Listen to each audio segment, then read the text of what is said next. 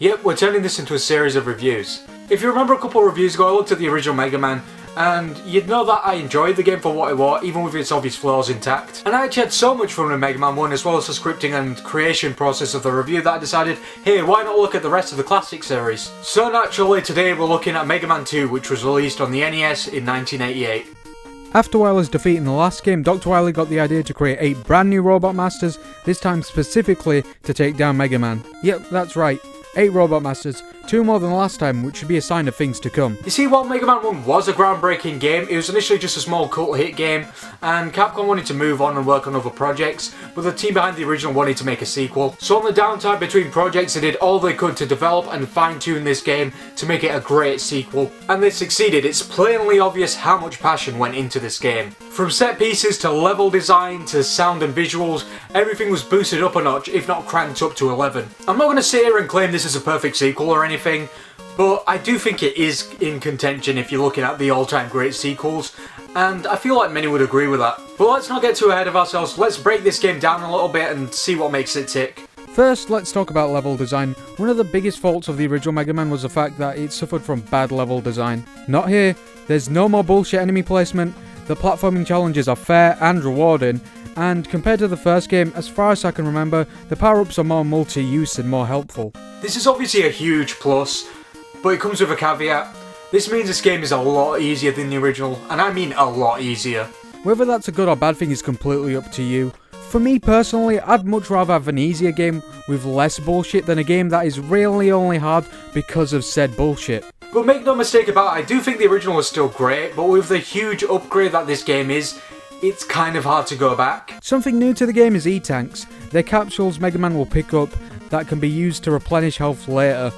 Yet another thing that makes this game less of a slog to get through. These actually add to the level design a great amount because they, as well as a few other cool pickups, can be found in little sections and alternate routes that are only accessible if you know the layout of the stages well, thus rewarding experienced players and giving the game a little replay value, while simultaneously not punishing newer players because they'll probably find a few E-Tanks along the way regardless. Something I neglected to pay proper attention to in my last review was the Robot Masters, and that was for a good reason. A lot of the Robot Masters in the original didn't really stand out much, maybe except for Cutman because everyone seems to remember him for some reason. But the Robot Masters from this game have achieved icon status and are fan favourites, which is fitting for this franchise favourite game.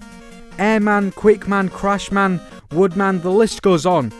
These Robot Masters forever have and forever will be seen as some of the best Robot Masters and the Mega Man bosses in general, probably forever. But why? Well, a big problem with the first game, as I mentioned in the last video, was poor level design. And that poor design didn't just stop at the levels. Oh no, the bosses took a hit too. You see in Mega Man 1, with most of the bosses, you either had to rush them, or just cheese your way through the whole boss fight. With Mega Man 2 on the other hand, while there's still bosses you can cheese your way through, oftentimes it's more so you just working out techniques and exploits centered around the Robot Master's patterns. I mean, certain Robot Masters, as far as I've seen, there aren't really any exploits, so the only way you're going to get past them is with a weapon they're weak to, or straight up raw skill. Another thing that held back the original in some people's eyes were the controls. While I personally didn't have too much of a problem with them, a lot of people cited them as being slippery and unpleasant. And with this game, the controls aren't too different, but do still kind of feel different. It's hard to explain, but they are better.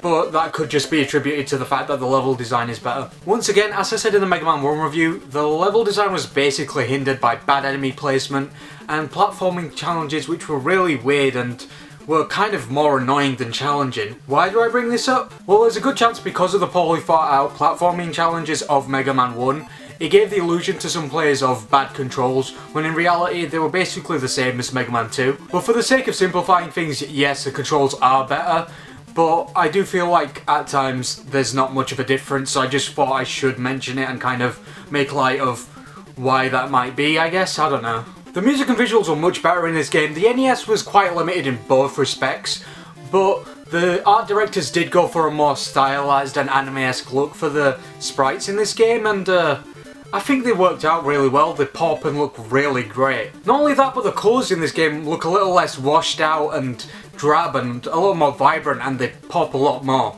The levels themselves also look a lot better, and they look a lot less like a bunch of assets just mashed together and look like a more cohesive part of the wider scope of the Mega Man world, if that makes sense. And it really works, and it's a huge step up from the last game, which did kind of look just kind of like things just piled up on top of each other, I guess. And how could I gloss over the music? Well, Mega Man 1 set the standard for the graphics and sound. Mega Man 2 knocked it out of the fucking park. Takashi Takeshi created some all-time classic music, and you've probably heard praise for every song on this soundtrack, and rightfully so. The soundtrack alone left a lasting impact on gaming and the video game industry as a whole.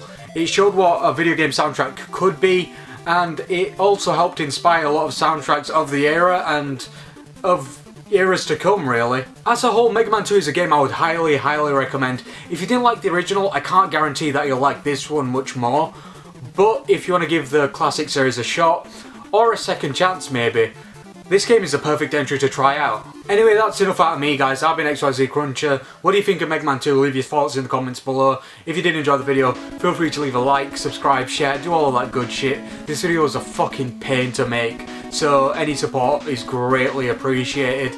I have been away for a bit, but I'm back. I'll probably release a video before this one or after this one, kind of explaining things. It's going to be a vlog style video, kind of like basically my 2019 wrap up like I did for 2018.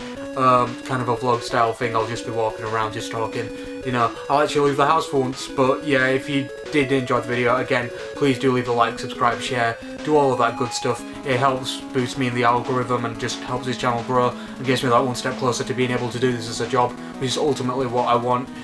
If you want to keep up to date with me, I'll leave my Twitter and my Instagram somewhere on the screen right now. You can go follow me on there for kind of updates, as well as some art and other stuff that I do, just me talking some random shit as well. So yeah, if you're interested in that, go ahead and do that. I've got some more projects on the way. Hopefully I'll be able to bounce back and get back onto the regular schedule. And yeah, I'll see you guys later. I've been XYZCruncher. Stay cool, stay safe, stay crunchy, and I'm out. Peace.